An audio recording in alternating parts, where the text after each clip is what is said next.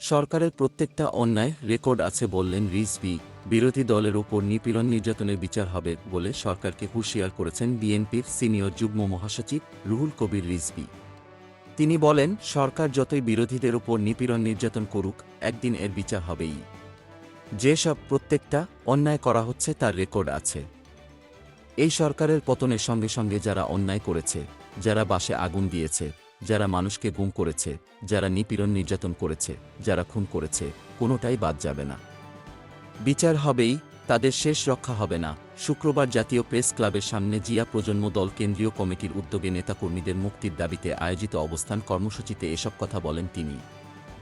রিজভী বলেন, আমার মনে হয় প্রধানমন্ত্রী একটা ফোবিয়া, একটা আতঙ্কে ভুগছেন।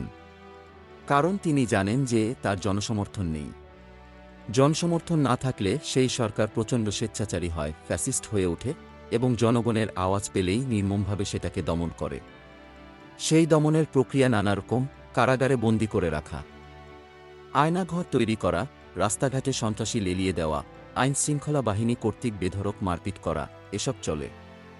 সেই বিষয়গুলো এখন আমরা দৃশ্যমান দেখছি। প্রধানমন্ত্রীর এক বক্তব্যের জবাবে তিনি বলেন, আপনি, শেখ হাসিনা বৃহস্পতিবার প্রাণী সম্পদ মন্ত্রণালয়ের এক অনুষ্ঠানে বলেছেন, জনগণের মাছভাতের ব্যবস্থা করেছি। বিএনপির আমলে নাকি এগুলোর ব্যবস্থা ছিল না। আমি প্রধানমন্ত্রীকে বলতে চাই, আপনি কি চটের ব্যাগ নিয়ে কারওয়ান বাজার কিরাপুল বাজারে কোনো দিন জিনিসপত্র কিনতে গেছেন? একজন রিকশা চালক, টেম্পো চালক, সিএনজি চালক, একজন নিম্নায়ের মানুষ, একজন কেরানি বাজারে গিয়ে মাছ কিনতে পারছে না, প্রয়োজনীয় জিনিসপত্র কিনতে পারছে না। সেটি তো আপনি দেখেননি। প্রধানমন্ত্রী সংগঠনের সভাপতি পারভীন কাউসার মুন্নির সভাপতিত্বে কর্মসূচিতে আরও বক্তব্য দেন বিএনপি চেয়ারপারসনের উপদেষ্টা আব্দুস সালাম, স্বেচ্ছাসেবক বিষয়ক সম্পাদক মি শরাফত আলী সপু, সহপ্রচার সম্পাদক শামীমুর রহমান শামীম, স্বেচ্ছাসেবক দলের ফখরুল ইসলাম রবিন, ছাত্রদলের নাসির উদ্দিন নাসির প্রমুখ। Golam Mostafa, desk report, B E news, Dhaka.